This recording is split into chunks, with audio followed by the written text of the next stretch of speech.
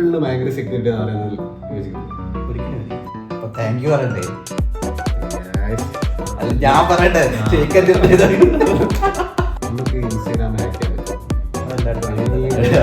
പ്രണയിനിയുടെ Instagram hack ചെയ്യാം. പിന്നെ mic പോട്ടിലല്ലേ ഇതൊക്കെ കിട്ടുന്നല്ലേ.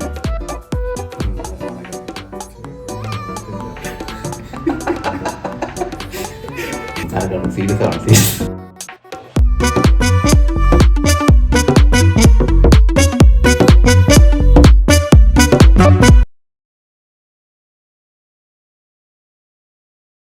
ഇപ്പം നിലവിൽ എന്താ ചെയ്യുന്നത്? ഇപ്പോൾ ഫ്രീലാൻസ് ആയിട്ട് കുറച്ച് പരിപാടി ഉണ്ട്. വെബ്സൈറ്റൊക്കെ ടെസ്റ്റ് ചെയ്തിട്ട് കമ്പനീസ് അപ്രോച്ച് ചെയ്തിട്ടുണ്ട്. അവിടെയൊക്കെ ഡൊമൈൻസ് ഒക്കെ ടെസ്റ്റ് ചെയ്ത് അങ്ങനെ പോകുന്നു. ഫ്രീലാൻസ് ആയിട്ട് ചെയ്യുന്നു. നമ്മളിപ്പം എത്തിക്കൽ ഹാക്കിങ് ചെയ്യുന്നതുകൊണ്ടുള്ള അല്ലെങ്കിൽ പഠിച്ചുകൊണ്ടുള്ള കാര്യം എന്താ? ഇപ്പോൾ വേൾഡ് അത്രയും ഇവോൾവ് ആയിക്കൊണ്ടിരിക്കുകയാണ്. ഈ ടെക്നോളജി ആയാലും AI ആയാലും എല്ലാ ഫീൽഡിലും. അപ്പോൾ നമ്മുടെ ഒരു ഡിവൈസ് അല്ലെങ്കിൽ നമ്മുടെ ഈ ഒരു ഫോൺ ആയി കഴിഞ്ഞാലും ഈ ലാപ്ടോപ്പ് ആയി കഴിഞ്ഞാലും ഈ TV എന്തായി കഴിഞ്ഞാലും ഇതൊക്കെ കംപ്ലീറ്റ്ലി ഒരു സോഫ്റ്റ്വെയർ ആപ്ലിക്കേഷൻ്റെ ഇതിൽ റൺ ചെയ്തുകൊണ്ടിരിക്കുകയാണ്. ഈ ഒരു സോഫ്റ്റ്വെയർ ആപ്ലിക്കേഷന് നാളെ ഒരു ഇഷ്യൂ ഇല്ല, അല്ലെങ്കിൽ വേറൊരാൾ ആക്സസ് ചെയ്തിട്ട് അയാൾക്ക് തോന്നിയ കാര്യങ്ങൾ ചെയ്യാൻ പറ്റി കഴിഞ്ഞാലോ. ഫോർ എക്സാമ്പിൾ, ഇപ്പോൾ എൻ്റെ ഫോൺ ഹാക്ക് ചെയ്തു, എനിക്ക് അവിടെ ഒരു ഇൻ്റർവ്യൂ ഉണ്ടെന്ന് വിചാരിക്കാം. ഞാൻ ഇൻ്റർവ്യൂ ഇരിക്കുന്ന സമയത്ത് എൻ്റെ വീട്ടിലൂടെ അവിടെ വിളിച്ച് പറയുകയാണ്, നിങ്ങളുടെ മോൻ ആക്സിഡൻ്റ് ആയി, ഇത്ര ഫണ്ട് വേണം. സ്വാഭാവികമായിട്ട് എന്നെ വിളിച്ച് കഴിഞ്ഞാൽ എൻ്റെ ഫോൺ കിട്ടത്തില്ല, സൈലൻ്റ് ആയിരിക്കും. വീട്ടുകാരെ പാനിക്കാവും. അവർ ഈ വിളിച്ചാൽ പൈസ അയച്ചിടും. പറ്റിക്കപ്പെട്ടില്ലേ? അത്രയും സൈബർ തെറ്റുകൾ നമുക്ക് ചുറ്റുപാടുമുണ്ട്. നമ്മളെ പറ്റിക്കാൻ വേണ്ടി അത്രയും ആൾക്കാർ ചുറ്റുപാടും നോക്കിയിരിക്കുകയാണ്. ഇപ്പോൾ ഈ വിർച്വൽ അറസ്റ്റ് തന്നെ കണ്ടില്ലേ? ഒട്ടുമിക്ക ഈ പിടിക്കപ്പെട്ട, അതായത് ഇപ്പോൾ പറ്റിക്കപ്പെട്ട പല ആൾക്കാരും അത്രയും എഡ്യൂക്കേറ്റഡ് ആൾക്കാരാണ്. പക്ഷേ അവരെ അത്രയും കൺവിൻസ് ചെയ്ത് പറ്റിക്കപ്പെടുന്നുണ്ട്. അപ്പോൾ അതിൻ്റെ ഇമ്പോർട്ടൻസ് കൂടിക്കൊണ്ടിരിക്കുകയല്ലേ. പക്ഷെ അത് ഹാക്കിംഗ് അല്ലേ, അല്ലെങ്കിൽ സ്കാമിംഗ് ആണോ? അതൊരു സ്കാമിംഗ് ആണ്. ഹാക്കിംഗ് എന്ന് വെച്ച് കഴിഞ്ഞാൽ ഇപ്പോൾ എൻ്റെ ഒരു ഫോണിൻ്റെ അകത്ത് ഒരു ലിങ്ക് അയച്ചിട്ടാണ്. അല്ലെങ്കിൽ മുമ്പൊക്കെ ഉള്ള സംഭവം എന്താണെന്ന് വെച്ച് കഴിഞ്ഞാൽ ഈ ഒരു സോങ് ഡൗൺലോഡ് ചെയ്യണം, അല്ലെങ്കിൽ ഒരു ക്രാക്കഡ് ആപ്ലിക്കേഷൻ ഡൗൺലോഡ് ചെയ്യണം. അത് നമുക്ക് പിന്നീട് പറയാം. മുമ്പ് ഒരു ആപ്ലിക്കേഷൻ ഉണ്ടായിരുന്നു, ഒരു വെബ്സൈറ്റ് ഉണ്ടായിരുന്നു സോങ് ഡൗൺലോഡ് ചെയ്യാൻ വേണ്ടിയിട്ട്. നമ്മൾ ഈ സൈറ്റിൽ കയറുമ്പോൾ തന്നെ ചിലപ്പോൾ കുറേ പോപ്പപ്പ് ഇങ്ങനെ വരും, നിങ്ങളുടെ ഫോണിൽ വൈറസ് ഉണ്ട്, ഈ ആപ്ലിക്കേഷൻ ഇൻസ്റ്റാൾ ചെയ്യുന്നു പറഞ്ഞിട്ടുണ്ട്. ഇൻസ്റ്റാൾ ചെയ്താൽ എന്ത് സംഭവിക്കും? ഒരാൾ ഒരിക്കലും ഒരു സംഭവം നമുക്ക് ഫ്രീ ആയിട്ട് തരത്തില്ല. ആ സെയിം സംഭവം നമ്മൾ ചില വെബ്സൈറ്റിൽ കയറിയിട്ട് ആപ്ലിക്കേഷനിൽ ഡൗൺലോഡ് ചെയ്യുന്ന സമയത്ത് എഴുതുന്നുണ്ട്. ചില വിൻഡോസിനകത്ത് എന്താ WinPlus 6 അടിച്ചിട്ടുണ്ടെങ്കിൽ ആ ഒരു വിൻഡോ വരും, ടെർമിനൽ ഓൺ ആവും. പിന്നെ അതിനകത്ത് തന്നെ കയറിയിട്ട് കമന്റ് ലൈൻ ഓൺ ആയിട്ട് മൾട്ടിപ്പിൾ വിൻഡോസ് ഓപ്പൺ ആയിട്ട് നമ്മുടെ ഫോണിൽ അങ്ങനെ തന്നെയാണ്. ഒരു ആപ്ലിക്കേഷൻ അവിടെ കാണിച്ചു തരും, നിങ്ങൾ ഈ ആപ്ലിക്കേഷൻ ഇൻസ്റ്റാൾ ചെയ്ത് നിങ്ങളുടെ ഹ്യൂമൻ വെരിഫിക്കേഷന്റെ ആ ഒരു ഏരിയയിൽ വന്നിട്ട് ഇങ്ങനെ സംഭവം നമ്മൾ കാണിക്കും. അതത്രയും, അതായത് നമ്മളെ പറ്റിക്കാൻ വേണ്ടി നമ്മുടെ ഫോൺ ഡിവൈസിനകത്തുള്ള കാര്യങ്ങൾ ചോദിച്ചിട്ട് ഇപ്പം നമ്മുടെ ഫോൺ അടക്കം നേരിട്ടല്ലാതെ എന്താ പറയുക, ഇപ്പോൾ വാട്സപ്പ് ഹാക്ക് ചെയ്തെടുക്കുക അല്ലെങ്കിൽ ഇൻസ്റ്റാഗ്രാം ഹാക്ക് ചെയ്തെടുക്കുക, അതൊന്നും അത്ര ഈസി അല്ല. ആകെ ചെയ്യാൻ പറ്റുന്ന കാര്യം ഇത്രയേ ഉള്ളൂ, നിങ്ങളുടെ ഫോൺ ഹാക്ക് ചെയ്യുക. ഫോൺ ഹാക്ക് ചെയ്ത് കഴിഞ്ഞാൽ നിങ്ങളുടെ ഫോണിൻ്റെ അത് കംപ്ലീറ്റ് നിങ്ങൾക്ക് കിട്ടും. നിങ്ങളുടെ കോൺടാക്ട് ഡീറ്റെയിൽസ് കിട്ടും, നിങ്ങളുടെ വാട്സപ്പ് ചാറ്റ്, നിങ്ങളുടെ ഇൻസ്റ്റാഗ്രാം എല്ലാവർക്കും കിട്ടും. ഇതൊക്കെ കിട്ടിക്കഴിഞ്ഞാൽ നിങ്ങളെ യൂട്ടിസിലൂടെ ഈ ഫോൺ ഹാക്ക് ചെയ്യുന്നതൊക്കെ പറഞ്ഞാൽ അത്ര എളുപ്പമുള്ള കാര്യമല്ല. പക്ഷെ നിങ്ങളായിട്ട് എന്തെങ്കിലും ഇൻപുട്ട് അവിടെ കൊടുക്കണം. അല്ലാതെ ഇപ്പോൾ ആകാശത്ത് ഇപ്പം എന്താ പറയുക, സിമ്പിൾ കുറേ സിമ്മിക്കകത്തൊക്കെ കാണുന്ന സംഭവമാണ്. ഒരു ലിങ്ക് അയച്ചു തരും, ക്ലിക്ക് ചെയ്യുമ്പോൾ ഫോൺ ഹാക്കായി, നടക്കത്തില്ല. അതൊക്കെ ഭയങ്കര എന്താ പറയുക, ബ്ലണ്ടറാണ്. ആൾക്കാരെ പറ്റിക്കാൻ വേണ്ടിയിട്ടും സിനിമക്കാർ ചെയ്യുന്ന പരിപാടിയാണിത്. ഇപ്പം നിങ്ങൾ ഞാൻ നേരത്തെ പറഞ്ഞ എക്സാമ്പിൾ ഉണ്ടല്ലേ, ഒരു ആപ്ലിക്കേഷൻ നമ്മുടെ ഫോണിലേക്ക് അവർക്ക് ഇൻസ്റ്റാൾ ചെയ്യിപ്പിക്കണം. നമ്മൾ ഇൻസ്റ്റാൾ ചെയ്താൽ മാത്രമേ ഹാക്ക് ആവുള്ളൂ, അല്ലാതെ ഒരിക്കലും ഹാക്ക് ചെയ്യാൻ പറ്റത്തില്ല. ഈ ഒരു ആപ്ലിക്കേഷൻ ഹാക്ക് ചെയ്തുകൊണ്ട് എങ്ങനെ ഒരു ഡാറ്റ കൊണ്ടുവന്ന് അവർ നമ്മുടെ ഫോൺ ഹാക്കായി കഴിഞ്ഞാൽ നമ്മുടെ ഫോണിൻ്റെ അകത്ത് നിന്ന് ആരാണോ ഹാക്ക് ചെയ്തത് അയാളുടെ ഡിവൈസിലിട്ട് കമ്മ്യൂണിക്കേഷൻ ഉണ്ടാവും. നമ്മൾ ചെയ്യുന്ന ഫുൾ നമുക്ക് സ്ക്രീനോട്ട് എടുക്കാൻ പറ്റും, നമ്മുടെ കോൾ ലോഗ് ചെക്ക് ചെയ്യാൻ പറ്റും, നമ്മുടെ മെസ്സേജ് ചെക്ക് ചെയ്യാൻ പറ്റും, നമുക്ക് വരുന്ന OTP റീഡ് ചെയ്യാൻ പറ്റും, എന്തും ചെയ്യാൻ പറ്റും. അപ്പോൾ ഈ ഫോണിൻ്റെ അകത്ത് നിന്ന് ആളുടെ ഡിവൈസിലേക്കാണ് കമ്മ്യൂണിക്കേഷൻ പോകുന്നത്, ആളുടെ ഡിവൈസ് ഇങ്ങോട്ടേക്കല്ല. അപ്പോൾ ഈ ഫോണിൽ എന്തൊക്കെ കാര്യം നടക്കുന്നുണ്ടോ അതൊക്കെ അതായത് ഒരു കറക്റ്റ് സ്ക്രീൻ മോണിറ്റർ ചെയ്യുന്നുണ്ട്. അതെ, അതൊക്കെ ഫുൾ ടൈം ആൾ നമ്മൾ എന്തൊക്കെ ചെയ്യുന്നു, നമ്മൾ എവിടെ പോകുന്നു, നമ്മൾ എന്ത് ചെയ്യുന്നു കറക്റ്റ് ആൾക്ക് അറിയാൻ പറ്റും. എല്ലാ പെർമിഷനും കാരണം ഫോൺ കോംപ്രമൈസ്ഡ് ആയി. നമ്മൾക്ക് എന്തൊക്കെ കാണാൻ പറ്റുന്നു, നമുക്ക് എന്തൊക്കെ യൂസ് ചെയ്യാൻ പറ്റുന്നു അതൊക്കെ അയാൾക്കും കാണാൻ പറ്റും. അത് നമ്മൾ ഇന്റർനെറ്റ് ഓൺ ആയി നിൽക്കുന്ന സമയത്ത് മാത്രമാണോ? നെറ്റ് ഓൺ ആയിരിക്കണം, ഇല്ലെങ്കിൽ കിട്ടത്തില്ല. ഇപ്പോൾ നമ്മൾ ഫോൺ ഹാക്കായി, പെട്ടെന്ന് നമ്മളെ ഫോൺ ഹാക്കായി എന്നുണ്ടെങ്കിൽ നമ്മൾ ഫോൺ സ്വിച്ച് ഓഫ് ചെയ്യുന്നതാണോ സേഫ്, അല്ലാന്നുണ്ടെങ്കിൽ ഫോൺ റീസെറ്റ് ചെയ്യുന്നതാണ് സേഫ്. കാരണം ഫോൺ ഹാക്കായി കഴിഞ്ഞാൽ ആ ഒരു ഫോണിൻ്റെ അത്ര സോഫ്റ്റ്വെയറാണ് ബാധിച്ചിരിക്കുന്നത്. നമ്മൾ ഈ റീസെറ്റ് ചെയ്യുമ്പോൾ ആ സോഫ്റ്റ്വെയർ കംപ്ലീറ്റ്ലി ബാക്കപ്പ് ആവും, പഴയ ഫോണിലോട്ട് പോകും. അല്ലെങ്കിൽ നമ്മുടെ ഫോൺ നമ്മൾ ഷോപ്പിൽ കൊടുക്കുന്നതല്ല, നമ്മൾക്ക് അറിയുന്ന പോലെ തന്നെ സോഫ്റ്റ്വെയർ മാറ്റി കളയാം. അങ്ങനെ മാറ്റി കളഞ്ഞാൽ അതെ സെയിം സോഫ്റ്റ്വെയറിനായിരിക്കും ഒന്നുകൂടെ റീഇൻസ്റ്റാൾ ചെയ്താൽ മതി. അങ്ങനെയൊക്കെ ചെയ്താൽ മാത്രമേ ആ ഒരു ആപ്ലിക്കേഷൻ അല്ലെങ്കിൽ ആ ഒരു മാൽവെയർ നമ്മുടെ ഫോണിൽ നിന്ന് പോകുള്ളൂ. അല്ലെങ്കിൽ അവിടെ തന്നെ ഉണ്ടാവും. അതിനാണ് ഈ ചില ആളുകളുടെ ഫോൺ കണ്ടിട്ടുണ്ടോ അറിയില്ല, ശ്രദ്ധിച്ചിട്ടുണ്ടോ അറിയില്ല, ക്യാമറ വെബ് ക്യാമിൻ്റെ എടുത്തിട്ട് സ്റ്റിക്കർ ഒട്ടിക്കുന്നത് ഒട്ടിച്ചിട്ടുണ്ടാവും. അത് ഫേസ്ബുക്കിന്റെ CEO മാർക്ക് സുക്കർബർഗിന്റെ മാക്ബുക്കിന്റെ സ്റ്റിക്കർ ഒടിച്ചിട്ടുണ്ട്. ആളുടെ ഒരു വീഡിയോക്ക് അത് കൃത്യമായിട്ട് കാണാം. കാരണം അയാൾക്ക് പോലും അറിയാം അത്രയും സേഫ് അല്ല. നമുക്കിപ്പോൾ നമ്മൾ ഓൾമോസ്റ്റ് എല്ലാ കമ്പനിയിൽ വർക്ക് ചെയ്യുന്ന എംപ്ലോയീസും ക്രോമിന്റെ അകത്തുള്ള ക്യാമറ പെർമിഷൻ ഓണായിരിക്കും. ഒരു ലിങ്ക് അയച്ചു കൊടുത്ത് അവർക്ക് എന്തെങ്കിലും ക്യാമറ ആക്സസ് ചെയ്യാനുള്ള പെർമിഷൻ എന്തെങ്കിലും ഉള്ള ഒരു ലിങ്ക് ആണെങ്കിൽ ക്ലിക്ക് ചെയ്യുമ്പോൾ ക്യാമറ അവിടെ ഓപ്പൺ ആയിട്ട് വരും. സ്വാഭാവികമായിട്ട് നമ്മുടെ ക്യാമറ നമ്മുടെ പെർമിഷൻ ഓപ്പൺ ആവുകയല്ലേ ചെയ്യുന്നത്. നമ്മളെന്ത് ചെയ്യും, നമ്മളൊരു കമ്പനി ഒരു മീറ്റിങ്ങിനായിരിക്കും, ഇതൊക്കെ കാണാൻ കേൾക്കാനും പറ്റും. അത്രയും വള്ളവട്ടീസ് അവിടെ കിടപ്പുണ്ട്. അതാണ് അങ്ങനെ നമ്മളെ ഫോട്ടോസും കാര്യങ്ങളൊക്കെ. ഫോട്ടോസ് മെമ്മറിയിലേക്ക് പോകണമെങ്കിൽ അവർക്ക് മെമ്മറി ആക്സസ് കാണാം. ശരിക്കും നമ്മുടെ ഫോണിൻ്റെ അകത്ത് നമുക്ക് നമ്മുടെ ഫോണിനകത്തുള്ള കാര്യങ്ങളൊക്കെ നമുക്ക് ക്രോമിനകത്ത് മെമ്മറി ത്രൂ എടുക്കാൻ പറ്റും. കാരണം നമുക്ക് ഒരു ഫോണിൻ്റെ അകത്തൊരു മെത്തേഡ് ഉണ്ട്. നമുക്ക് ഇപ്പോൾ നമ്മൾ എത്രയൊക്കെ പാസ്വേഡ് ലോക്ക് ചെയ്ത് വെച്ച് കഴിഞ്ഞാലും ക്രോമിലൂടെ നമുക്ക് നമ്മുടെ ഫയൽ ആക്സസ് ചെയ്യാൻ പറ്റും. സെയിം പരിപാടി ഹാക്കർക്ക് ചെയ്തുകൂടെ? ചെയ്യാൻ പറ്റും. നമ്മൾ പെർമിഷൻ കൊടുത്തിട്ടുണ്ടെങ്കിൽ അവർക്ക് ചെയ്യാൻ പറ്റും, ഇല്ലെങ്കിൽ ചെയ്യാൻ പറ്റത്തില്ല. തീരെ സേഫ് അല്ല നമ്മൾ ശരിക്കും സേഫ് അല്ല. ഈ പ്രൈവസി വെച്ച ഇല്യൂഷനാണ്. ആരോ നമ്മളെ പല തെറ്റി ഇതിനൊരു സംഭവം ഉണ്ടെന്ന് പറയുന്നു, ഈ ദൈവം ഉണ്ടെന്നൊക്കെ പറയുന്ന പോലെ. ഈ ആപ്പിളിന് ഭയങ്കര സെക്യൂരിറ്റി ഒരിക്കലും കാരണം എല്ലാവരും പലരും ഈ ഒരു ഡിവൈസ് വാങ്ങുന്നത് അത്രയും പൈസ കൊടുത്ത് വാങ്ങുന്നതിന്റെ സെക്യൂരിറ്റിക്ക് വേണ്ടിയിട്ടാണ്. റിപ്പോർട്ട് കണ്ടിട്ടില്ലേ സിരിക്ക് വേണ്ട ഒരു ഫൈൻ കൊടുത്തത്? കാരണം സിരി നിങ്ങൾ പറഞ്ഞ മൊത്തം ഡിഫെൻഡ് ചെയ്യുന്നുണ്ട്. പിന്നെ എന്താണ് അവിടെ പ്രൈവസി ഉള്ളത്? കാരണം നിങ്ങൾ എന്ത് പറഞ്ഞാലും സിറി കേൾക്കുന്നുണ്ട്. നിങ്ങളിപ്പോൾ ഷൂ മേടിക്കണം എന്ന് പറയുന്നു, സിറി കേൾക്കുന്നുണ്ട്. സിറി അടുത്ത ആഡ് കൊണ്ട് തരും ഷൂ. അതിപ്പോ നമ്മളിപ്പോ എന്തെങ്കിലും ഒന്ന് പറഞ്ഞിട്ടുണ്ടെങ്കിൽ അല്ലെങ്കിൽ വാട്സപ്പ് ചാറ്റ് ചെയ്തിട്ടുണ്ടെങ്കിൽ കൂടെ പെട്ടെന്ന് തന്നെ എടുത്ത ആഡ് ഇൻസ്റ്റാഗ്രാമിൽ വരുന്നതായിരിക്കും, അല്ലെങ്കിൽ ഫേസ്ബുക്കിൽ വരുന്നതായിരിക്കും, ഗൂഗിളിൽ വരുന്നതായിരിക്കും. സെർച്ച് ചെയ്യണമെന്നല്ല, നമ്മൾ സംസാരിച്ചപ്പോൾ ആഡ് വരും. സംഭവം സിമ്പിളാണ്. നിങ്ങൾ എത്ര പേര് ഈ ഫേസ്ബുക്കിന്റെ അല്ലെങ്കിൽ ഇൻസ്റ്റാഗ്രാമിന്റെ വാട്സാപ്പിന്റെ TNC ടൈംസ് ആൻഡ് കണ്ടീഷൻസ് വായിച്ചു നോക്കിയിട്ടുണ്ട്? അതെ, ഞാനും വായിച്ചു നോക്കിയിട്ടില്ല. അതിനകത്ത് അവർ പ്രത്യേകം പറയുന്നുണ്ട് അവരുടെ ബിസിനസ് പർപ്പസിന് വേണ്ടി അവർ ഡാറ്റ കളക്ട് ചെയ്യുന്നുണ്ട്. നിങ്ങൾക്ക് അത് ഓക്കെ ആണെങ്കിൽ മാത്രം യൂസ് ചെയ്താൽ മതി, അല്ലെങ്കിൽ നിങ്ങൾ യൂസ് ചെയ്യണ്ട. നമ്മളത് ഓക്കെ കൊടുത്തു, അപ്രൂവ്, ഓക്കെ, എഗ്രി എടുത്തു, പിന്നെ അവർ കുറ്റം മറ്റു കാര്യമില്ല. നേരെ മറിച്ച് അവർ നിങ്ങളുടെ ഡാറ്റ എടുത്ത് വേറൊരു കമ്പനിക്ക് വേണ്ടി സെല്ല് ചെയ്യുകയാണെങ്കിൽ അത് ക്രൈമാണ്. അവർക്ക് അവരുടെ ബിസിനസ് പർപ്പസ് നമ്മുടെ ചാറ്റും കാര്യങ്ങളും വായിക്കാൻ പറ്റുന്നുണ്ടോ? വായിക്കാൻ പറ്റില്ല. അത് എൻക്രിപ്റ്റഡ് ആയിരിക്കും. അത് എൻക്രിപ്റ്റഡ് ആയിരിക്കും. പിന്നെ എങ്ങനെ നമ്മൾ കൊടുക്കുന്ന ഈ ഒരു ഇൻപുട്ട്, അതായത് നമ്മുടെ ഫോണിന്റെ മൈക്രോ ലിസൺ ചെയ്യുന്നുണ്ട്. നമ്മൾ ഇൻസ്റ്റാഗ്രാമിൽ നമ്മൾ എന്തൊക്കെ പെർമിഷൻ കൊടുക്കുന്നുണ്ട്? ക്യാമറ കൊടുക്കുന്നുണ്ട്, മൈക്ക് കൊടുക്കുന്നുണ്ട്, സ്റ്റോറേജ് കൊടുക്കുന്നുണ്ട്, ഇത്രയും പോരെ. അതിപ്പോൾ വാട്സപ്പ് ഡാറ്റ ഇപ്പം സെക്യൂർ ആണെന്ന് പറയുന്നത്. വാട്സപ്പ് ഡാറ്റ സെക്യൂർ ആണ്. അവർക്ക് എന്താ പറയുക, എൻഡ് ടു എൻക്രിപ്റ്റഡ് ആണ്. അതായത് നമ്മളാക്കുന്ന മെസ്സേജ് നമ്മൾ ഓപ്പോസിറ്റ് ഇരിക്കുന്ന എൻഡിലുള്ള ആൾ മാത്രമേ വായിക്കുള്ളൂ. പക്ഷേ നാളെ ഒരു കേസ് വന്നു കഴിഞ്ഞാൽ അത് വാട്സപ്പ് കൊടുക്കും. എന്താണ് ചാറ്റ് ചെയ്തെന്നുള്ള വാട്സപ്പ് കൊടുക്കും. കാരണം ഈ അടുത്തൊരു കോടതി കണ്ടിരുന്നു. കാരണം വാട്സപ്പ് ത്രൂ ഈ ടെററിസം ആക്ടിവിറ്റീസ് അല്ലെങ്കിൽ ആക്ടിവിറ്റീസ് ഒക്കെ, അല്ലെങ്കിൽ ഈ ഹ്യൂമൻ ട്രാഫിക്കിംഗ് ഇങ്ങനത്തെ ഇഷ്യൂസ് ഒക്കെ വരുമ്പോൾ അത്തരം ഹൈ പ്രൊഫൈൽ കേസുകൾക്ക് വാട്സപ്പ് അവരുടെ ഡാറ്റാബേസ് കൊടുക്കും. എന്തൊക്കെയാണ് മെസ്സേജ് അയച്ചിരിക്കുന്നത് കംപ്ലീറ്റ് അവർ കൊടുക്കും. കാരണം അവിടെയും സേഫ് അല്ല. ഈ ടെലഗ്രാം ഈ അടുത്തുനിന്ന് ബാൻഡ് ഇഷ്യൂ വന്നിട്ടുണ്ടായിരുന്നത് ഈ കേസിലാണ്. ടെലഗ്രാം ത്രൂ ഇന്ന കാര്യങ്ങൾ നടക്കുന്നു. അപ്പം അത് അവർ ഓക്കെ, ഗവൺമെന്റ് ചോദിക്കുമ്പോൾ ഡാറ്റ കൊടുക്കാൻ ബില്ലിംഗ് അല്ലെങ്കിൽ ടെലഗ്രാം വന്ന് ക്ലോസ് ചെയ്യുമായിരുന്നു. പക്ഷെ അവർ ബില്ലിംഗ് ആണെന്ന് പറഞ്ഞു ഓക്കെ കൊടുക്കാന്നുള്ള ടൈംസ് എത്തി, അതുകൊണ്ട് അവർ കണ്ടിന്യൂ ചെയ്യുന്നു. അവിടെ നമ്മളെ ഡാറ്റ എവിടെയും സേഫ് അല്ല. ഡാറ്റ എവിടെയും സേഫ് അല്ല. നമുക്ക് ആൾക്കാർ പലതും തെറ്റിദ്ധരിപ്പിക്കുകയാണ് ഓക്കെ ഇത് സേഫ് ആണ് അല്ലെങ്കിൽ നമ്മളെ ഈ ഒരു ഡാറ്റ അപ്പം പറയാന്നുണ്ടെങ്കിൽ എൻ്റെ ഒരു പേഴ്സണൽ ഡാറ്റ അതിൽ പ്രത്യേകിച്ച് ഒന്നുമില്ല, കുറച്ച് ഫോട്ടോസ് മാത്രമേ ഉള്ളൂ. പിന്നെ അതുപോലെ തന്നെ ഒരു കമ്പനീൻ്റെ ഒരു ഡാറ്റ, ഇതൊക്കെ ഇവർക്ക് കിട്ടിയിട്ട് ഇവരെന്താ ചെയ്യാൻ പോകുന്നത്? ഈ ഒരു ഹാക്കേഴ്സിന് ഈ ഒരു ഡാറ്റ കിട്ടിയിട്ട് ഇത് ഡാർക്ക് വെബ് കൊണ്ടുപോയി വിറ്റ് എന്നൊക്കെ പറയുന്നുണ്ട്. അതല്ല എങ്ങനെയാണ്? ഒരു കമ്പനിയുടെ കേസ് വരാണ്, ഈ കമ്പനിയുടെ ക്ലയൻസ് ഉണ്ട്. ശരിക്കും ഒരു കമ്പനി ഒരു ക്ലയന്റ് ടു ക്ലയന്റ് കമ്മ്യൂണിക്കേഷൻ ഒരിക്കലും പുറത്തു പോകാൻ പാടില്ല. ഒരു കമ്പനിയെ ബന്ധപ്പെട്ട് അത് കാരണം കമ്പനിക്കകത്ത് ക്ലയൻസ് ഉണ്ട്, ആരൊക്കെ അവിടെ ക്ലയന്റ് ആണെന്നുള്ള ഒരിക്കലും അവർ പുറത്ത് പറയത്തില്ല. അത് നമ്മളിപ്പോൾ ഒരു കമ്പനിയിൽ ജോയിൻ ചെയ്ത് കഴിഞ്ഞാൽ ഒരു പ്രത്യേക ടൈംസ് ഉണ്ട് അവിടെ, ഒരു ട്രെയിനിങ് ചെയ്യും. നിങ്ങളുടെ അടുത്ത് നാളെ ആരോ എന്ന് ചോദിച്ചാൽ പോലും നമ്മൾ എന്ത് ഇവിടെ വർക്ക് ചെയ്യുന്നോ നമ്മുടെ ക്ലയൻസ് ആരൊക്കെ ഉണ്ടെന്നോ ഒരിക്കലും പുറത്ത് പറയാൻ പാടില്ല. അത് അവരുടെ കമ്പനിയുടെ പോളിസിക്ക് എതിരാണ്. ആ ഒരു ഡാറ്റ ഒരാൾ ഹാക്ക് എടുത്ത് വേറെ കൊണ്ടുപോയി സ്ഥലത്ത് കൊണ്ടുപോയി സെല്ല് ചെയ്ത് കഴിഞ്ഞാൽ എന്തൊക്കെയാണ് അവിടെ മാർക്കറ്റിംഗ് ടെക്നിക്സ് അല്ലെങ്കിൽ എത്ര അവരുടെ ക്ലയൻസ് ഉണ്ട്, അവരെന്താണ് അവിടെ ചെയ്യുന്നതെന്നൊക്കെ ലീക്കായി കഴിഞ്ഞാൽ അത് കമ്പനിയെ ബാധിക്കും. ഈ ക്ലയൻസ് കമ്പനിക്കെതിരെ കേസ് കൊടുത്തു കഴിഞ്ഞാൽ കമ്പനി പൈസ കൊടുക്കണം, കോമ്പൻസേഷൻ കൊടുക്കേണ്ട ആവശ്യം വരും. അപ്പോൾ അത്രയും റിസ്ക്കുള്ള ഏരിയ ആണത്. ഒരു പേഴ്സണൽ ഡാറ്റ ആണെങ്കിലും അവിടെയും ഈ പ്രശ്നങ്ങൾ വരുന്നുണ്ട്. നമ്മുടെ പ്രായം, നമുക്ക് ഇഷ്ടമുള്ള കാര്യങ്ങൾ, ഇതൊക്കെ വെച്ച് നമ്മൾ ടാപ്പ് ചെയ്യാൻ പറ്റും. ഫോർ എക്സാമ്പിൾ ഞാൻ നേരത്തെ പറഞ്ഞല്ലോ ഇൻ്റർവ്യൂയുടെ കാര്യം.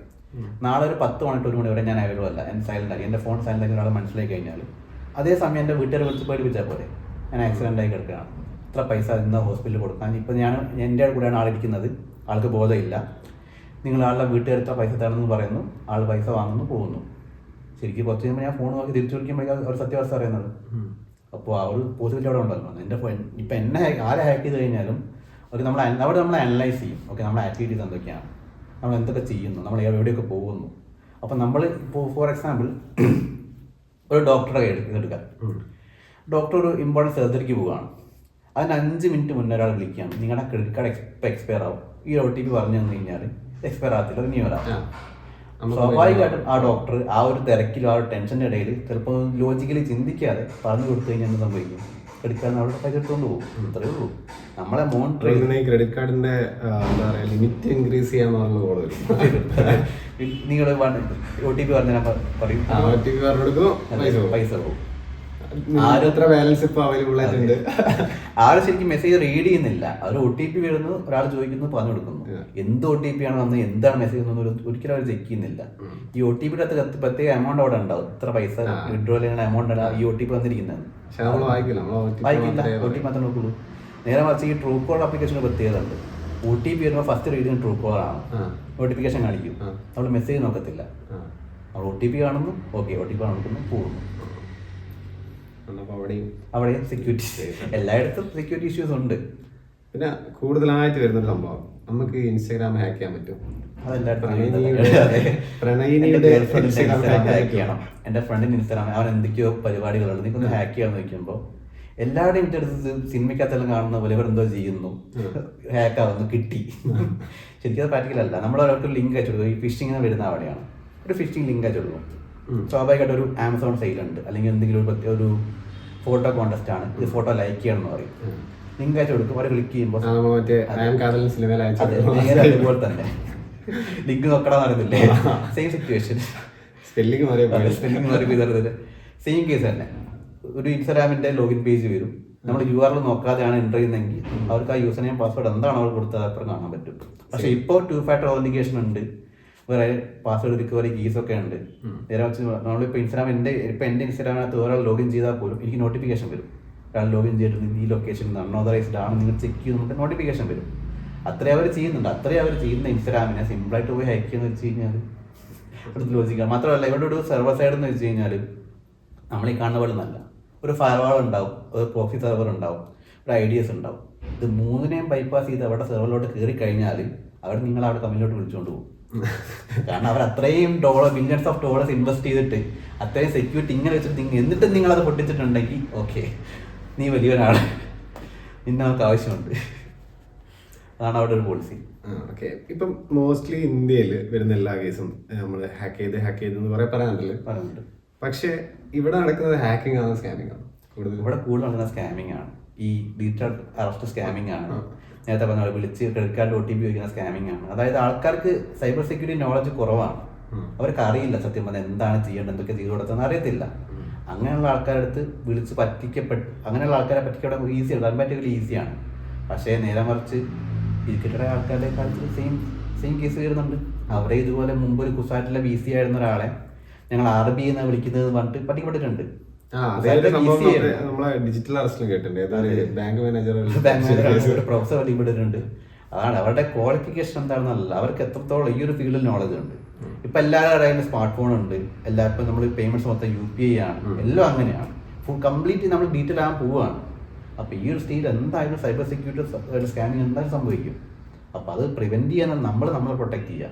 വേറെ ആരും ഒന്നും നമ്മളെ ഷീൽഡ് തരത്തില്ല. നമ്മൾ മാക്സിമം സേഫ് ആയിട്ട് നിർത്തുക. നമുക്ക് ഡെയിലി കൂടെ ഒരുപാട് ലിങ്കുകൾ വരും, ലോട്ടറി അടിച്ച് പോകുന്ന ലിങ്കുകൾ വരും, അല്ലെങ്കിൽ എന്താ പറയുക, അതെ, നമ്മളെ പറ്റിക്കാൻ വേണ്ടി ഒരു ഗ്രൂപ്പ് തന്നെ ചുറ്റുപാടുണ്ട്. പറ്റിക്കപ്പെടണോ വേണ്ടിയുള്ള നമ്മുടെ ചോയ്സാണ്. അതാണ് ഈ ഒരു ഫീൽഡിൻ്റെ ഒരു മെയിൻ എന്താ പറയുക, ആൾക്കാർക്ക് നോളജ് എത്രത്തോളം കൂടുന്നോ, ഈ ഒരു ഫീൽഡ് എത്രത്തോളം കൂടുന്നോ അത്രത്തോളം നമ്മൾ പറ്റിക്കപ്പെടാനുള്ള പോസിബിലിറ്റി കുറയും. അല്ലെങ്കിൽ നമ്മൾ പറ്റിക്കപ്പെട്ടുകൊണ്ടേയിരിക്കും. പിന്നെ അതുപോലെ തന്നെ ഈ ഒരു കാർഡിംഗ് എന്ന് പറയുന്ന സംഭവമല്ലേ, അത് സംഭവം ശരിക്കും പോസിബിൾ ആണ്. കാർഡിംഗ് ശരിക്കും പോസിബിൾ ആണ്. പക്ഷെ ഇന്ത്യയിലെ വെച്ച് നോക്കുമ്പോൾ നമുക്ക് OTP വരും, പക്ഷെ ഫോറിൻ കൺട്രീസിൽ OTP വരുന്നില്ല. പക്ഷെ ക്രെഡിറ്റ് കാർഡിനെ പറ്റിയ എന്താണെന്ന് വെച്ച് കഴിഞ്ഞാൽ ആൾക്കാർ സേഫാണ്, കസ്റ്റമർ സേഫാണ്. നമ്മളിപ്പോൾ കാർഡ് ചെയ്ത് ആ സമയത്ത് നമ്മളെ എൻ്റെ ഒരു കാർഡിൽ നിന്ന് ഒരാളൊരു കാർഡിങ് ചെയ്ത് ഒരു 10,000 രൂപ എടുത്തിട്ടുണ്ടെങ്കിൽ എനിക്ക് റിപ്പോർട്ട് ചെയ്ത് കഴിഞ്ഞാൽ, എനിക്ക് ക്രെഡിറ്റ് കാർഡ് ഡിപ്പാർട്ട്മെന്റിൽ റിപ്പോർട്ട് ചെയ്ത് കഴിഞ്ഞാൽ അവർ ഇൻവെസ്റ്റ് ചെയ്ത് നമ്മൾ ഇത് സംഭവിക്കുന്നത് എന്താണെന്ന് വെച്ച് കഴിഞ്ഞാൽ ഒരിക്കലും ബാങ്ക് അക്കൗണ്ട് നല്ല പൈസ പോകുന്നത്. ബാങ്ക് അക്കൗണ്ടിൽ പോയി കഴിഞ്ഞാൽ അതിനൊരു സമയമുണ്ട്. ആ സമയം കഴിഞ്ഞാൽ നമുക്കൊന്നും ചെയ്യാൻ പറ്റില്ല. ക്രെഡിറ്റ് കാർഡ് ആണെങ്കിൽ ക്രെഡിറ്റ് കാർഡ് ഏജൻസി നമുക്ക് റിപ്പോർട്ട് ചെയ്യാം, ഇവിടെ സ്കാം നടന്നു, അവരന്വേഷിച്ചു, അവരന്വേഷിച്ച് അത് റിക്കവറി നമ്മുടെ ഭാഗത്ത് നിന്ന് വന്നാൽ ഇഷ്യൂ അല്ലെങ്കിൽ അവരത് കണ്ടുപിടിച്ച് അവരുടെ ഡാറ്റ പിടിച്ച് വന്നതാണെങ്കിൽ നമ്മൾ പേയ്മെൻറ്റ് ചെയ്യേണ്ട ആവശ്യമില്ല. കമ്പനിക്കാണ് നഷ്ടം, നമുക്ക് നഷ്ടമില്ല. അതാണ് കാർഡിങ് പോപ്പുലർ ആയത്. കാരണം ഒരുപാട് പേരുടെ ക്രെഡിറ്റ് കാർഡ് ഡീറ്റെയിൽസ് മുമ്പ് ഡാക്കുബിൽ കിട്ടുമായിരുന്നു. ഈ US ഉണ്ടായിരുന്ന ആൾക്കാരുടെ അത് വെച്ച് ഫോൺ ഉപയോഗിക്കാം, അല്ലെങ്കിൽ എന്താ വെച്ചാൽ പർച്ചേസ് ചെയ്യാം, കിട്ടും. അത് ഇപ്പോഴും പോസിബിൾ ആണ്. പക്ഷേ ഇപ്പോൾ കുറച്ചുകൂടി സെക്യൂർ ആയിട്ടുണ്ട്. അവർ പോലീസ് ഇപ്പോൾ കംപ്ലൈൻറ്റ് പോയി കഴിഞ്ഞാൽ അന്വേഷിച്ച് വരും. പഴയ പോലെ അത്ര ഈസി അല്ല, തൂക്കും. പിന്നെ നമ്മൾ ഗൂഗിൾ ആഡ്സിനെ പറ്റി പറഞ്ഞ എന്താ ഡാർക്ക് വെബ്? ഡാർക്ക് വെബ് അത് കാര്യം എന്താണെന്ന് വെച്ച് കഴിഞ്ഞാൽ അമേരിക്കൻ ഡിഫൻസ് ഏജൻസി അവരുടെ കമ്മ്യൂണിക്കേഷൻസ് പ്രൈവറ്റൈസ് ചെയ്യാൻ വേണ്ടി തുടങ്ങിയ സംഭവമായിരുന്നു ഡീപ്പ് വെബും ഡാർക്ക് വെബും. ശരിക്കും ഡീപ്പ് വെബും ഡാർക്ക് വെബും സെപ്പറേറ്റ് ആണ്. ഡീപ്പ് വെബ് ഉണ്ട്. ഡീപ്പ് വെബ് ഉണ്ട്. കയറാൻ പറ്റുമോ? ഡീപ്പ് വെബ് കാണാൻ പറ്റും. നമ്മുടെ ഈ ഫേസ്ബുക്കിലൊക്കെ പാസ്വേഡ് ഇരിക്കുന്ന ഡീപ്പ് വെബിനകത്താണ്. കാരണം അത് പബ്ലിക് ഒരിക്കലും കാണാൻ പാടില്ല. ഈ നമ്മൾ ഈ ഗൂഗിൾ സെർച്ച് ചെയ്യുന്ന ഒരു കാര്യം നമുക്ക് കിട്ടുന്നു, നമുക്ക് കാണാൻ പറ്റുന്നത് പബ്ലിക്കിൽ അവൈലബിൾ ആയ ഡാറ്റയാണ്. നേരെ മറിച്ച് നമ്മുടെ ഫേസ്ബുക്ക് പാസ്വേഡുകൾ, നമ്മുടെ മെഡിക്കൽ ഡീറ്റെയിൽസ് ഒക്കെ നമുക്ക് കാണാൻ പറ്റത്തില്ല. ഈ കമ്പനീസ് കീപ്പ് ചെയ്യുന്ന ഡീപ്പ് വെബിനകത്താണ്. കാരണം അത് പബ്ലിക്കിൽ ആരും കാണാൻ പാടില്ല, അത്രയും സേഫ് ആയിരിക്കണം. അതുകൊണ്ട് അത് ഡീപ്പ് വെബിൽ അവരത് ഹോസ്റ്റ് ചെയ്യുന്നുണ്ട്, അവരെ സേവ് ചെയ്ത് വയ്ക്കും.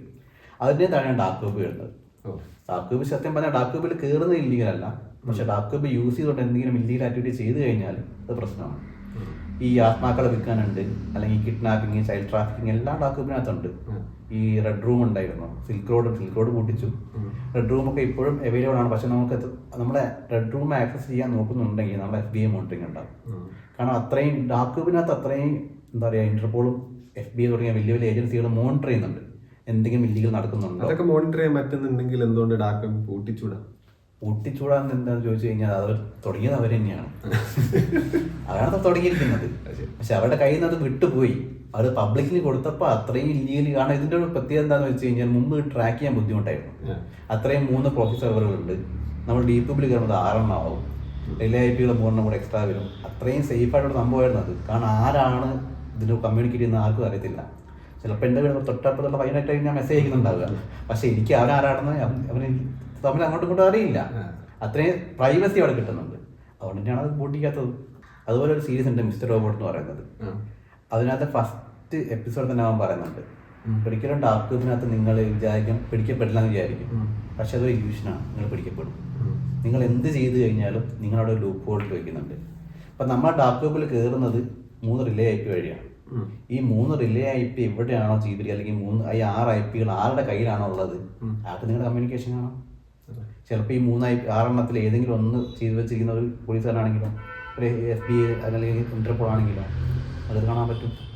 കാരണം നിങ്ങളത്രയും അത് ഡാർക്ക് വെബിൻ്റെ പ്രത്യേകത സിമ്പിളാണ്, പ്രൈവസി ഉണ്ട്. പക്ഷെ നിങ്ങളെപ്പോൾ വേണമെങ്കിൽ നിങ്ങൾ എന്തെങ്കിലും ഇല്ലീഗൽ ചെയ്ത് കഴിഞ്ഞാൽ നമ്മൾ നോർമൽ വെബും വരുന്ന എന്താ വ്യത്യാസം? നമുക്ക് google.com ഓർത്ത് വയ്ക്കാം, ഫേസ്ബുക്ക് ഓർത്ത് വയ്ക്കാം, ഇൻസ്റ്റാഗ്രാം ഓർത്ത് വയ്ക്കാം. കാരണം ആ ഡൊമൈൻ നെയിം ഒക്കെ സിമ്പിളാണ്. ഡാർക്ക് വെബിൻ്റെ ഡൊമൈൻ നെയിം എന്ന് വെച്ച് കഴിഞ്ഞാൽ ഭയങ്കര ഡിഫറെൻ്റ് ആണ്. ഓനിയൻ ആയിരിക്കും. അതിൻ്റെ 10-20 സ്ട്രിങ് ഉണ്ടാവും. XYZ ABCD 1 2 3 4 5 വലിയ സ്ട്രിങ് ആയിരിക്കും. ഒരിക്കലും പേരായിട്ടുണ്ടാവില്ല. അത് ഓർത്ത് വയ്ക്കാൻ ഭയങ്കര ബുദ്ധിമുട്ടുമാണ്. മാത്രമല്ല അത് ഇടയ്ക്കിടയ്ക്ക് ചേഞ്ച് ആവും, മാറിക്കൊണ്ടിരിക്കും. അതായത് ഒരേ വെബ്സൈറ്റിന്റെ പേര് തന്നെ മാറിക്കൊണ്ടിരിക്കും. ആ ഡൊമൈൻ അത്രയും എന്താ അൺസ്റ്റേബിൾ ആണ്, നമുക്കൊരിക്കലും ഓർത്ത് വയ്ക്കാൻ പറ്റത്തില്ല. പിന്നെ അതുപോലെ തന്നെ AI വന്നുകൊണ്ട് പല ജോലിയും നഷ്ടപ്പെട്ടു എന്നൊക്കെ പറയുന്നത് കേൾക്കാം. ഈ എത്തിക്കൽ ഹാക്കിംഗ്, സൈബർ സെക്യൂരിറ്റി, ഈ ഒരു മേഖല ഒരിക്കലും ബാധിക്കില്ല. കാരണം AI വരുന്ന ഫീൽഡ് ഏതൊക്കെയാണ് മനുഷ്യനെ കൊണ്ട് ഈസി ആയിട്ട് ചെയ്യാൻ പറ്റുന്ന കാര്യങ്ങൾ. അതായത് ഇപ്പോൾ മുമ്പ് ഒരു റഷ്യയിൽ അല്ലെങ്കിൽ ഏതോ സ്ഥലത്ത് ഞാൻ വായിച്ചിട്ടുണ്ട്, ഒരു മെക്ഡൊണാൾഡിൻ്റെ ഒരു ഷോപ്പ് കംപ്ലീറ്റ്ലി AI കൊണ്ടുപോയി. നിങ്ങൾക്ക് ഓർഡർ ചെയ്യുന്നതും നിങ്ങൾ പേയ്മെൻറ്റ് ചെയ്ത് കഴിഞ്ഞാലൊക്കെ നിങ്ങൾ സാധനം ഡെലിവറി ചെയ്യുന്ന AI ആണ്. ആ ഒരു ഈ AI എന്ന് വെച്ച് കഴിഞ്ഞാൽ ഒരു സോഫ്റ്റ്വെയർ റണ്ണിങ് ആയിക്കൊണ്ടിരിക്കുന്നത്. ആ ഒരു സോഫ്റ്റ്വെയറുകളെ ഹാക്ക് ചെയ്തിട്ട് ആൾക്ക് പേയ്മെൻറ്റ് കൊടുക്കാതെ ഫുഡ് ഓർഡർ ചെയ്യാൻ പറ്റുമെങ്കിൽ അതൊരു ബഗ്ഗല്ലേ. ആ ഒരു പ്രശ്നം അവിടെ ഉണ്ടെങ്കിലോ. അതേപോലെ നാളെ റോബോട്ട് റിലീസ് ചെയ്യണം, അല്ലെങ്കിൽ ഒരു ഓട്ടോ പൈലറ്റ് കാർ വരികയാണ്, നിങ്ങൾ ഓടിക്കൊണ്ടിരിക്കുമ്പോൾ അതിന്റെ ബ്രേക്ക് ആരോ ഓഫ് ചെയ്ത് കളഞ്ഞു. അതൊരു അതെ, അല്ലെങ്കിൽ ആക്സിഡന്റ് ഭയങ്കര ട്രിഗർ ചെയ്ത് ബ്രേക്ക് ഓഫ് ചെയ്തെന്ന് വിചാരിക്കാം. സ്വാഭാവികമായിട്ടും സെക്യൂരിറ്റി ഇഷ്യൂസ് അവിടെയും ഉണ്ട്. എത്രത്തോളം AI ഡെവലപ്പ് വന്നു, എത്രത്തോളം ടെക്നോളജി ഡെവലപ്പ് വന്നു, അത്രത്തോളം സൈബർ സെക്യൂരിറ്റി ഫീൽഡിലെ സ്കോപ്പും കൂടിക്കൊണ്ടിരിക്കും.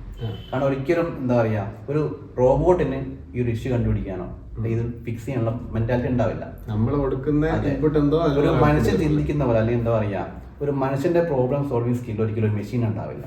നമ്മൾ ടെക്നിക്കലി നോക്കുമ്പോൾ ഒരു ബഗ് കണ്ടുപിടിക്കുക, അത് ഫിക്സ് ചെയ്യുക ഒരിക്കലും റോബോട്ട് ചെയ്യില്ല. ഇത് മോണിറ്റർ ചെയ്യേണ്ട ഒരു ഹ്യൂമൺ ആണ്. ഇപ്പോൾ ഏതാണ്ട് ഒരു EV നമ്മൾ വാങ്ങി, ഇത് എവിടെ ഇരിക്കുന്നു നമുക്ക് ഫോൺ നോക്കി മനസ്സിലാക്കാൻ പറ്റും. കാരണം അത്രയും നമ്മുടെ ഡിവൈസുകൾ മൊത്തം ഇതിനൊക്കെ കണക്ട് ചെയ്തുകൊണ്ട് കംപ്ലീറ്റ്ലി ഓട്ടോമാറ്റിക്കായി കൊണ്ടുപോകാം. അപ്പം അങ്ങനത്തെ ഒരു സോഫ്റ്റ്വെയർ ആ ഒരു സോഫ്റ്റ്വെയർ ആപ്ലിക്കേഷൻ്റെ അകത്തൊരു ബഗ് ഉണ്ടെങ്കിൽ അവർക്ക് യൂട്ടിലൈസ് ചെയ്തുകൊണ്ട് അതൊക്കെ എന്തുകൊണ്ട് ചെയ്തുകൂടെ? അങ്ങനെ ചെയ്യാതിരിക്കാൻ വേണ്ടിയിട്ടാണ് ടീം ഉള്ളത്, സോഫ്റ്റ് ടീം എന്ന് പറയും. കാരണം അവർ ഫുൾ ടൈം ഈ ഒരു ആപ്ലിക്കേഷനകത്ത് ആരെങ്കിലും എന്തെങ്കിലും ആക്ടിവിറ്റീസ് ഉണ്ടോ, എന്തെങ്കിലും ഇഷ്യൂസ് ഉണ്ടോ എന്ന് നമുക്ക് കംപ്ലീറ്റ്ലി 24 മണിക്കൂറും 365 ദിവസവും കംപ്ലീറ്റ് ഒരു മോണിറ്ററിംഗ് ആണ്. ഷിഫ്റ്റാണ് അവർക്ക് ഉണ്ടാവുക. എന്താ പറയുക, അവർക്ക് ഈ വീക്കെൻഡ് അങ്ങനെ പരിപാടിയൊന്നും ഇല്ല. വീക്കെൻഡിൽ വേറെ ടീം വന്ന് ചെക്ക് ചെയ്യും, ഡെയിലി വേറെ ടീം വന്ന് ചെക്ക് ചെയ്യും, ഡേ ആയാലും നൈറ്റ് ആയാലും ഫുൾ ടൈം ആൾക്കാർ മോണിറ്ററിംഗ് ആണ്. സെക്യൂരിറ്റി എന്ത് ഇഷ്യൂ വന്നു കഴിഞ്ഞാൽ ഫിക്സ് ചെയ്യാൻ അവിടെ സെറ്റാണ്. അപ്പോൾ അത്രയും സെക്യൂരിറ്റി അവിടെ ഇമ്പ്രൂവ് ചെയ്ത് കൊണ്ടുവരുന്ന ഒരു ടീമിൻ്റെ അകത്ത് ഒരു ടീമിൻ്റെ അടുത്ത് പോയിട്ട് അവർക്ക് ഈസിയായിട്ട് ഹാക്ക് ചെയ്യാൻ പറ്റത്തില്ല. അവർ മാക്സിമം പ്രിവെൻറ്റ് ചെയ്യാൻ നോക്കുന്നുണ്ട്. എന്നിട്ടും ആരെങ്കിലും ഹാക്ക് ചെയ്ത് കഴിഞ്ഞാൽ അവിടെ ഇഷ്യൂ വരുന്നത്. നമ്മുടെ ഈ ഗ്യാസ് സിലിണ്ടേഴ്സൊക്കെ ഇനി കംപ്ലീറ്റ്ലി പോവുകയാണ്, ഗീല് വരികയാണ് ഫുള്ളി. എന്താ പറയുക, കംപ്ലീറ്റ് അതും ഓട്ടോമാറ്റിക് അല്ല, ഒരു നമുക്ക് സോഫ്റ്റ്വെയർ ഒന്നും ചെയ്യാൻ പോകുന്നത്.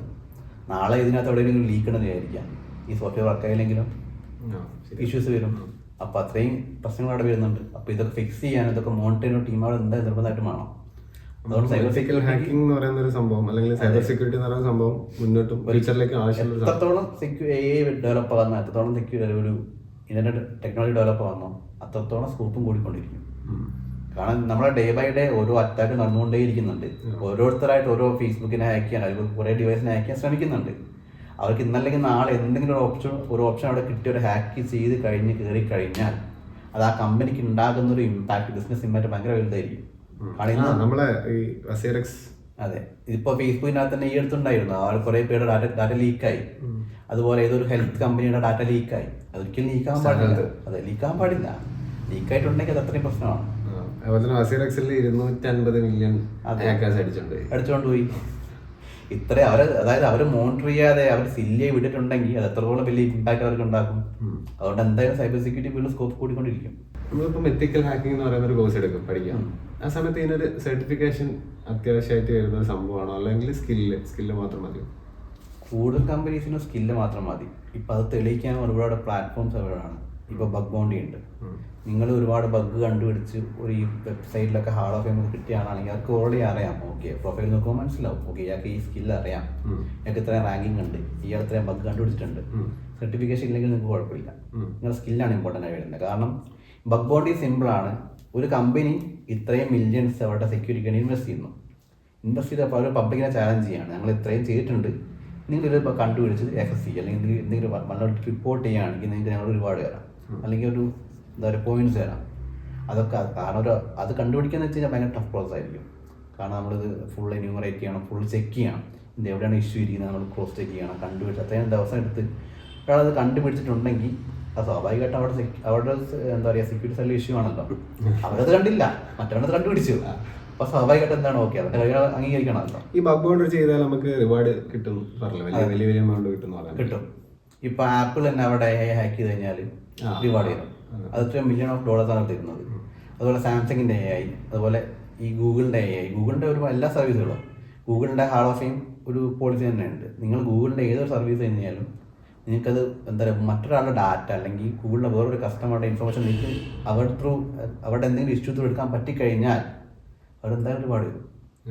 കാരണം അവരത്രയും സെക്യൂരിറ്റിക്ക് വേണ്ടി ഇൻവെസ്റ്റ് ചെയ്തിട്ട് എന്നിട്ട് നിങ്ങളത് എടുത്തിട്ടുണ്ടെങ്കിൽ അത് നിങ്ങളുടെ എഫേർട്ടാണത്, നിങ്ങളുടെ കഴിവാണത്, അത് അംഗീകരിക്കും. ഒരുപാട് അംഗീകരിച്ചിട്ടുണ്ട്. ഈ അടുത്ത് കുറേ നമ്മുടെ ന്യൂസ് പേപ്പേഴ്സ് റിപ്പോർട്ട് കാണാം, ഒരുപാട് പേരെ ഗൂഗിൾ ഹാൾ ഓഫ് ഫെയിം വന്നു, ഗൂഗിളിൻ്റെ ലിസ്റ്റിൽ വന്നു, അല്ലെങ്കിൽ റിവാർഡ് കിട്ടിയെന്നൊക്കെ പറഞ്ഞുകൊണ്ട്. അതിങ്ങനെയാണ് അവർ ചിലപ്പോൾ ഒരു മാസം എടുത്ത് റിസൾട്ടിങ് ആയിരിക്കും, പക്ഷെ അവർക്ക് ഫൈനലി ഒരു വലിയൊരു ബൗണ്ടി അവിടെ കിട്ടുന്നുണ്ട്. അവിടെ സ്കില്ലാണ് നോക്കുന്നത്. കാരണം ഗൂഗിളിൻ്റെ ഹാൾ ഓഫ് ഫെയിമിലെ ഗൂഗിളിൻ്റെ ബൗണ്ടി കിട്ടിയ ഒരാളുടെ സ്കില്ല് അത്രയും ആൾ എഫേർട്ട് ഇട്ട് റിസർച്ച് ചെയ്ത് കണ്ടുപിടിച്ചായിരിക്കണമല്ലോ. അയാളെ ഹയർ ചെയ്യുന്നൊരു കമ്പനിക്ക് എന്താണ് ബുദ്ധിമുട്ടുള്ളത്?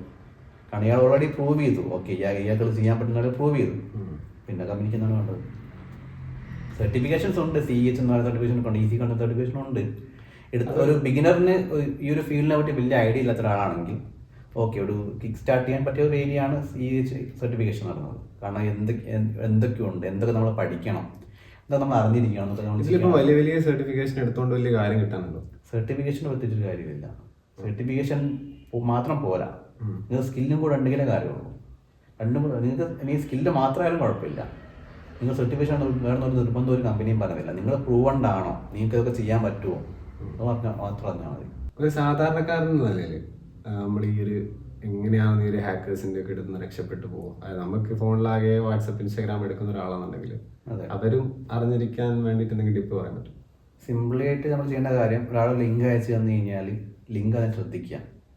Instagram.com ആണെങ്കിൽ ഇൻസ്റ്റാഗ്രാം ചിലപ്പോൾ ക്യാപിറ്റലായിരിക്കും. ഇൻസ്റ്റാഗ്രാമിൻ്റെ ഡൊമൈൻ നിങ്ങൾ ചെക്ക് ചെയ്യുക. അതുപോലെയാണ് ഇത് ഇരിക്കുന്നത് ശ്രദ്ധിക്കുക. ഒന്നാമത്തെ കാര്യം അതാണ്. ഒരാൾ നിങ്ങളെ വിളിച്ചിട്ട് പൈസ ചോദിക്കുകയാണെങ്കിൽ അറ്റ്ലീസ്റ്റ് ആ ഒരു കേസ് റിയൽ ആണോ, ശരിക്കും അങ്ങനെ സംഭവം ഉണ്ടോ ഇല്ല നമ്മളത് വെരിഫൈ ചെയ്യണം. ഇപ്പോൾ ഒരാൾ ഡീറ്റെയിൽ ആസ്തിൽ വരികയാണ്, നിങ്ങൾ ക്രെഡിറ്റ് കാർഡിന് ഇത്ര എമൗണ്ട് ഇല്ലീഗലായിട്ട് എന്താ പറയുക ടെററിസ്റ്റിന് വേണ്ടി തീവ്രവാദത്തിന് വേണ്ടി യൂസ് ചെയ്തിട്ട് പറയുകയാണ്, നിങ്ങൾ പുഴ പോലെ എന്ന് പറഞ്ഞു കഴിഞ്ഞാൽ പ്രശ്നം അവിടെ തീർന്നു. ഒരിക്കലും ഒരാൾ നിങ്ങളെ ഫോൺ വിളിച്ചുകൊണ്ട് ഞങ്ങൾ അറസ്റ്റ് ചെയ്യാൻ പോകുമെന്ന് പറയില്ല. ഇന്ത്യത്തെ വലിയ വലിയ ഏജൻസികളൊക്കെ നിങ്ങൾ കുറ്റം ചെയ്തിട്ടുണ്ടോ വീട്ടിൽ നിന്ന് പൊക്കിയെടുത്തോണ്ട് കൊണ്ടുപോകും. കാരണം ഞാൻ ഫോൺ വിളിച്ച് ഞാൻ വരുന്നുണ്ട് അല്ലെങ്കിൽ നിങ്ങൾ റെഡിയായിട്ട് നിൽക്കുക വീഡിയോ കോൾ ഒന്നും പറയില്ല. നിങ്ങൾ ചെയ്തിട്ടുണ്ടോ നിങ്ങൾ പിടിച്ചിരിക്കും. അത്രയും സ്ട്രിക്റ്റാണ്. അപ്പോൾ അതൊക്കെ ശ്രദ്ധിച്ചാൽ മതി. പിന്നെ മെയിനായിട്ട് നിങ്ങളുടെ ഫോണിൻ്റെ അകത്ത് സ്വാഭാവികമായിട്ട് കുറേ ആപ്ലിക്കേഷൻ നമുക്ക് റെക്കമെൻഡേഷൻ വരും. ഈ 9 ആപ്സ് മുമ്പ് അങ്ങനെയായിരുന്നു. അതുപോലെ തന്നെ ഈ ചൈനീസ് ഫോണുകളാണ് റെഡ്മിയുടെ അകത്തൊക്കെ കുറേ തേർഡ് പാർട്ടി ആപ്ലിക്കേഷനുകളുണ്ട്. ഇതൊക്കെ ഇൻസ്റ്റാൾ ചെയ്യുമ്പോൾ പെർമിഷൻസ് നോക്കുക. നിങ്ങളുടെ ഫോണിൻ്റെ അകത്ത് ഇപ്പോൾ ഒരു ഫ്ലാഷ് ലൈറ്റ് ആപ്ലിക്കേഷൻ ഉണ്ടെങ്കിൽ അതിന് സ്റ്റോറേജിൻ്റെ ആവശ്യമില്ല. ഫ്ലാഷ് ലൈറ്റ് മാത്രം കിട്ടിയാൽ മതി. സ്റ്റോറേജ് അതൊക്കെ ശ്രദ്ധിച്ചാൽ മതി. കാരണം നിങ്ങൾ ആപ്ലിക്കേഷൻ്റെ പെർമിഷൻസ് നോക്കിയും കണ്ടു അലോ ചെയ്യുക. നാളെ എന്തെങ്കിലും കൈവിട്ട് പോയിട്ട് കഴിഞ്ഞിട്ട് കാര്യമില്ല. പിന്നെയുള്ള കാര്യമാണ് വെബ്സൈറ്റുകൾ കയറുമ്പോൾ എന്തായാലും പോപ്പപ്പ് ആഡുകൾ വരും. ഹ്യൂമൻ വെരിഫിക്കേഷൻ എല്ലാം ചില സമയത്ത് അത് അങ്ങനെയുള്ള സൈറ്റുകൾ കയറാതിരിക്കാൻ മാക്സിമം ശ്രദ്ധിക്കുക. കാരണം ഒരു മെയിൻ ഇഷ്യൂ എന്താണെന്ന് വെച്ച് കഴിഞ്ഞാൽ ഈ ലോകത്ത് എല്ലാവരും ഒരു കൈൻഡ് ഓഫ് സൈബർ ക്രൈം ചെയ്ത ആൾക്കാരാണ്. ഒരു എക്സാമ്പിൾ സിമ്പിളായിട്ട് പറയാം. ഈ വിൻഡോസ് എത്ര പേര് ഒറിജിനൽ വിൻഡോസ് യൂസ് ചെയ്യുന്നുണ്ട്? ശരി, അത് ക്രൈമാണ്. അവരുടെ ഒഫീഷ്യൽ സൈറ്റിൽ പോയിട്ട് പൈസ കൊടുത്ത് വാങ്ങി ഇൻസ്റ്റാൾ ചെയ്യുന്ന സാധനം നമ്മൾ ക്രാക്കറായിട്ട് യൂസ് ചെയ്തു, ക്രൈമാണ്. അപ്പോൾ ഓൾമോസ്റ്റ് എല്ലാവരും ഒരു തരത്തിലേക്ക് വേറെ തരത്തിൽ ക്രൈം ചെയ്തിട്ടുണ്ട്. പക്ഷെ അതുപോലെ തന്നെ ക്രാക്കഡ് വിൻഡോസ് യൂസ് ചെയ്യുന്ന ആളാണെങ്കിൽ നിങ്ങൾക്ക് അതിനകത്തോട്ട് സേഫ്റ്റി ഉണ്ടാവില്ല. എന്തൊക്കെ ഡിഫൻഡർ ഉണ്ടെന്ന് പറഞ്ഞു കഴിഞ്ഞാലും നാളെ ഒരു സൈബർ അറ്റാക്ക് വന്നു കഴിഞ്ഞാൽ ഡിഫൻഡർ നോക്കിയിരിക്കത്തേ ഉള്ളൂ. കാരണം അവരുടെ നിങ്ങൾ എന്താ പറയുക, നിങ്ങൾക്ക് ഒരാൾ സംഭവം ഫ്രീ ആയിട്ട് തരുന്നുണ്ടെങ്കിൽ അവിടെ എന്തോ ഒരു സംഭവം നിങ്ങൾക്ക് ആരെവിടെ കിടപ്പുണ്ട് അത് ആ ഓർത്ത് വെച്ചാൽ മതി. നമ്മുടെ ഫേസ്ബുക്ക് ആയാലും ഇൻസ്റ്റാഗ്രാം ആയാലും എല്ലാം അങ്ങനെ തന്നെയാണ്. അവിടെ നിങ്ങൾ സർവീസ് നമ്മളവിടെ സർവീസ് യൂസ് ചെയ്യുന്നു, അവിടെ നമ്മുടെ ഡാറ്റ എടുത്തുകൊണ്ട് അവിടെ ബിസിനസ് പർപ്പസ് കൊണ്ട് യൂസ് ചെയ്യുന്നു. സിമ്പിൾ. അതുകൊണ്ട് നമ്മൾ ലിങ്ക് ക്ലിക്ക് ചെയ്യുമ്പോൾ ആലോചിക്കുക, ഒരു വെബ്സൈറ്റിൽ കയറുമ്പോൾ ഡൊമൈൻ നോക്കുക. പ്രത്യേകിച്ചും ബാങ്കിങ് ആപ്ലിക്കേഷനൊക്കെ ആണെങ്കിൽ അല്ലെങ്കിൽ ഒരാൾക്ക് ഇപ്പോൾ OTP ചോദിച്ച് വിളിക്കുകയാണെങ്കിൽ കട്ട് ചെയ്ത് പോവുക. അതുപോലെ തന്നെ ബാങ്കിൻ്റെ സൈറ്റിൽ കയറുമ്പോൾ നിങ്ങൾ ആ ഡൊമൈൻ ക്രോസ് ചെക്ക് ചെയ്യുക. HTTP ആണ് HTTPS ആണോ ചെക്ക് ചെയ്യുക. ഇപ്പോൾ ക്രോമിൻ്റെ അകത്തൊക്കെ ആണെങ്കിൽ അവർ കാണിക്കും ഈ സൈറ്റ് സെക്യൂർ അല്ലാന്ന് കാണിക്കും. സെക്യൂർ സൈറ്റിൽ കയറേണ്ട ആവശ്യമില്ല. അതുപോലെ തന്നെ നമ്മുടെ സൈറ്റിൽ കയറുമ്പോൾ മേലെ HTTPS ഒരു ലോക്ക് ബട്ടൺ കാണാം. അതില്ലെങ്കിൽ ഒരിക്കലും കയറാൻ നിൽക്കരുത്. കാരണം അവിടെ നിങ്ങളുടെ ഡാറ്റ സേഫ് അല്ല. പിന്നെ അതുപോലെ തന്നെ ഒരു വെബ്സൈറ്റ് ഹാക്ക് ചെയ്യാന്ന് പറയുന്നത് എളുപ്പം പറ്റുന്ന ഒരു കാര്യമാണ്. അത് വെബ്സൈറ്റിന് സെക്യൂരിറ്റി പോലെ ഇരിക്കും. ഇപ്പോൾ ഒരുപാട് പാകിസ്ഥാൻ വെബ്സൈറ്റുകൾ സിമ്പിളായിട്ട് ഹാക്ക് ചെയ്യാൻ പറ്റും. പക്ഷെ ഇന്ത്യയിലെ നമ്മളിപ്പോൾ അതിന് വേണ്ട സെക്യൂരിറ്റി കൊടുത്തിട്ടുണ്ടെങ്കിൽ ഒരിക്കലും ഹാക്ക് ചെയ്യാൻ പറ്റത്തില്ല. ഇപ്പോൾ എന്താ പറയുക, ഇപ്പോൾ റാൻഡമായിട്ട് നമ്മൾ ചെയ്ത് വെക്കുന്ന ഒരുപാട് സൈറ്റുകളുണ്ട്. ഒരാൾ സ്റ്റാറ്റിക്കൽ കുറേ സംഭവങ്ങൾ ചെയ്ത് വെക്കും. ഒരു സെക്യൂരിറ്റി ഉണ്ട്, അവർ ചെയ്ത് ഹോസ്റ്റ് ചെയ്ത് വെച്ച് ഒരാളുടെ വഴിക്ക് പോകും. ഒരു കോളേജ് വെബ്സൈറ്റാണ് വിചാരിക്കുക. എന്താ അവർ ചെയ്യുന്നത്? കോളേജിൻ്റെ വെബ്സൈറ്റ് ഡിസൈൻ ചെയ്യുന്നു, പോസ്റ്റ് ചെയ്യുന്നു, സെക്യൂരിറ്റി എടുക്കുന്നുണ്ടോ? അതെല്ലാം പഠിച്ചിട്ട് കോളേജ് കൊടുക്കില്ലല്ലോ.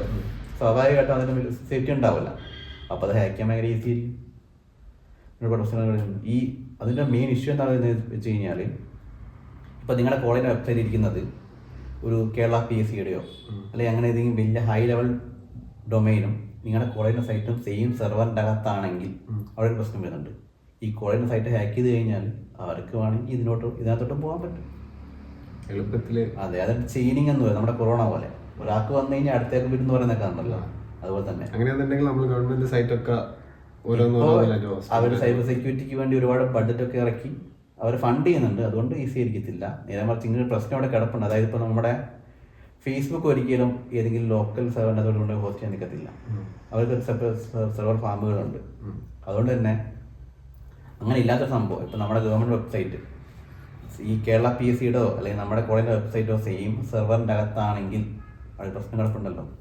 ഈ വെബ്സൈറ്റിലേക്ക് എന്തെങ്കിലും വന്നിട്ടുണ്ടെങ്കിൽ മറ്റേതിനെയും ബാധിക്കും. ഓക്കെ, അപ്പോൾ നമ്മൾ ഇന്നിപ്പോൾ കുറേ നേരം നമ്മളിവിടെ എത്തിക്കൽ ഹാക്കിങ്ങിനെ പറ്റി സംസാരിച്ചുകൊണ്ടിരുന്നത്. പിന്നെ അതുപോലെ തന്നെ ആർക്കെങ്കിലും എന്തെങ്കിലും ഡൗട്ടോ കാര്യങ്ങളോ ഉണ്ടെന്നുണ്ടെങ്കിൽ നമ്മളെ കമൻറ്റ് ബോക്സിൽ ചോദിക്കാം. ഇന്ന് നമ്മൾ ഈ ഒരു സൈബർ സെക്യൂരിറ്റീൻ്റെ പോഡ്കാസ്റ്റോടെ വൈൻഡപ്പ് ചെയ്യാൻ പോവാണ്. അപ്പം ബൈ.